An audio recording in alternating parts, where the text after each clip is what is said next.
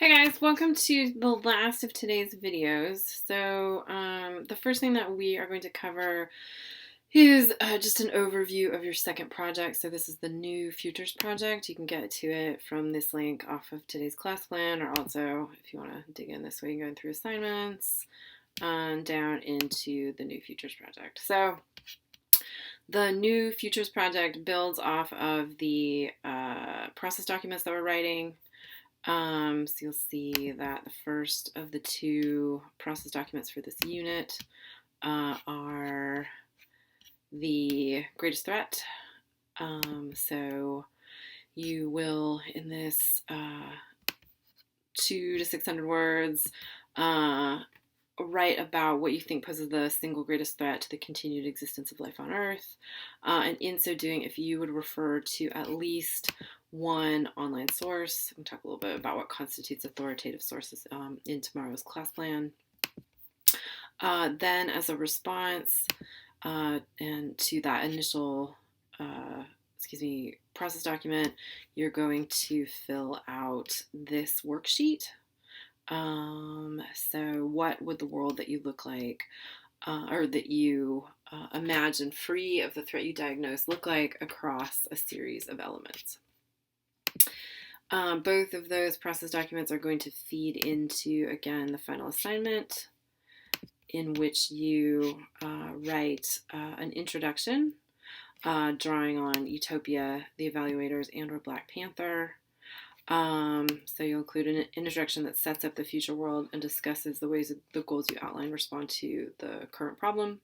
And then you're going to develop the description of at least 5 of the following sociological elements of your choice. So government, economy, education, etc. Finally, you're going to want to be sure to explain how each of these elements relate to each other. So for example, if you have a society where cars have been outlawed, how would that change interpersonal relationships? So remember, again, we're interested in thinking problem solution. And really the goal of these projects is to kind of user test your solutions and at the same time do some sort of systems thinking, right? So what happens to the whole of a complex system if you radically change one component? I have some examples from previous students that you can click into on the right-hand side of the assignment page. If you have any questions now on that, you can go ahead and let me know. So the very preliminary components of this assignment grow out of the masterclass on world building that I had you listen to with Nora Jameson. And I think it's helpful for me right now to zero in on a couple of key details from that podcast that will help us think about our own projects. So the first thing that she talks about is this notion of what she calls the element X. And so for her, this is what she has to say about it. Which Thundercats tails. Oh, interesting. So either I'm seeing fan art of them with tails.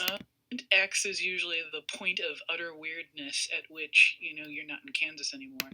Okay, so for her, the element X is the point of absolute weirdness, from which a ton of other differences about the imaginative world or landscape you create follows, right? So now she's going to give some examples. Now, granted, the truth is, since this world is so different from our own, that is the element X.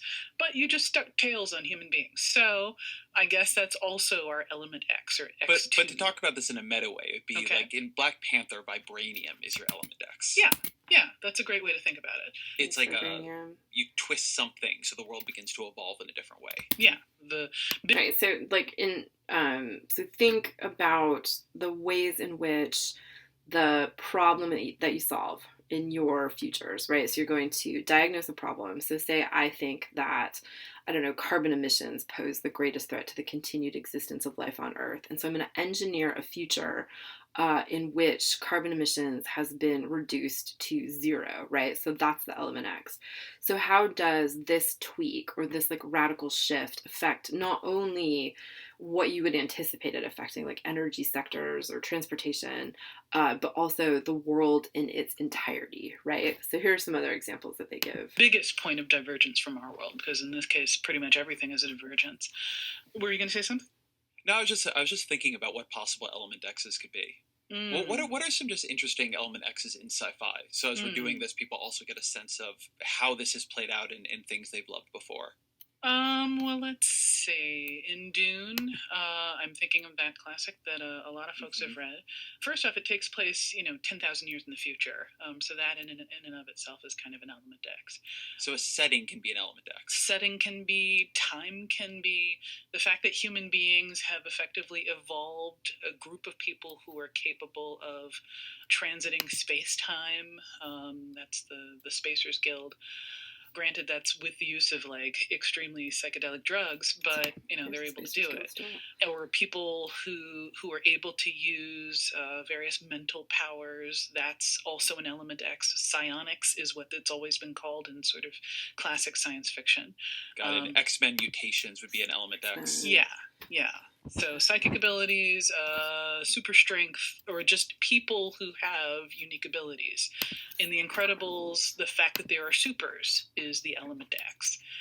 That's an example. Yeah, as I've done this... Okay, so in addition to the element X, right, so you have the thing, right, for us that's going to be the solution that we posit, right, so no carbon emissions, maybe... I don't know, responses to pandemics that anticipate the pandemic in advance of it occurring, etc., right? Okay, so in addition to that, think about the ways that Jemison defines how societies develop in relation to their inherited past, this thing that she calls syncretism, develop characteristics intended to distinguish themselves from their nearest neighbors, she calls it differentiation, develop stories about their cosmic origins, which she calls cosmogony, and develop systems of exchange and resources, things that she calls economy and distribution. So here's her explaining those concepts.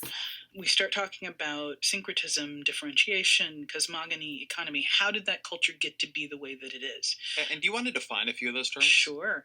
Syncretism is basically cultures building on what has come before.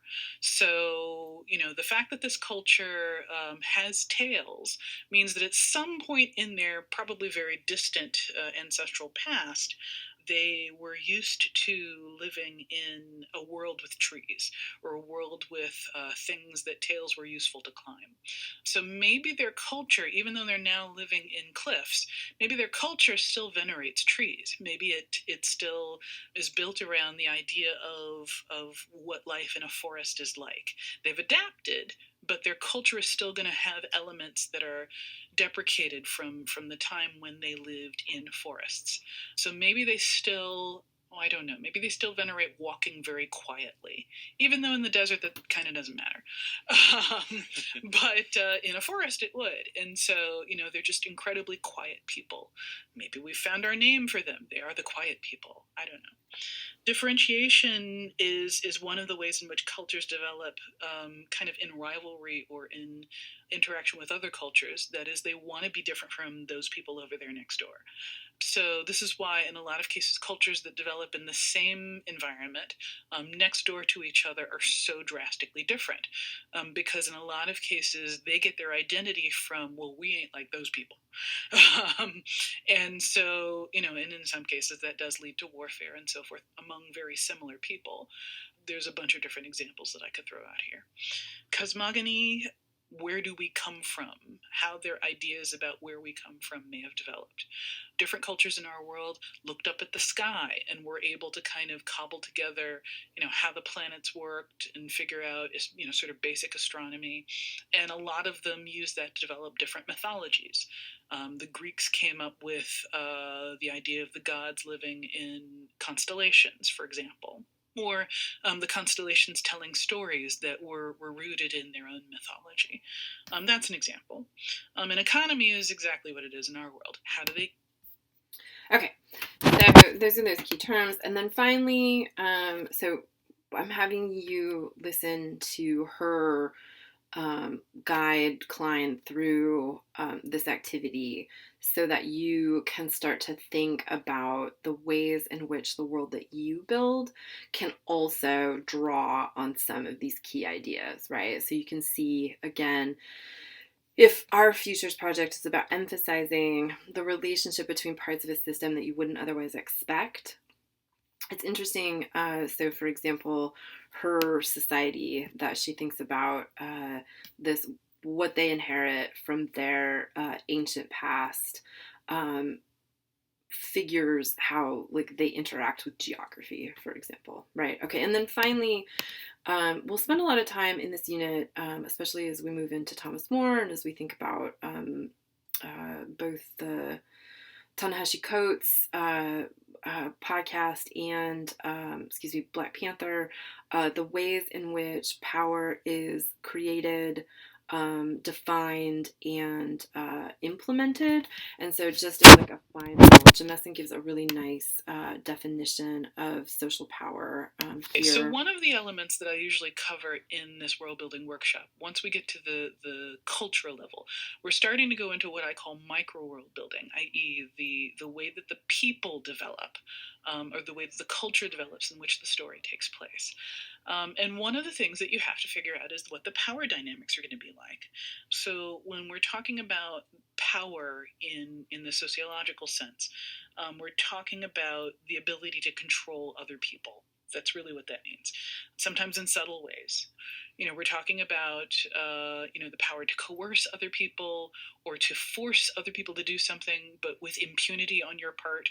You can hurt those people and you won't get punished by your government for doing so. That kind of thing. Also, you start to think about, like in our world, who is the default? Who is considered normal? Who is treated as marginalized, or who is treated as abnormal? We also spend some time in the workshop talking about who's got power over time, like talk time. So that's just a brief overview of both drafting and then what's possible. So we're going to spend some more time talking about explicit and then soft forms of power, but keep in mind Jemison's definition because I think it's really useful. All right, this was already a very long video. So thank you very much for paying attention, and I will talk to you guys again tomorrow.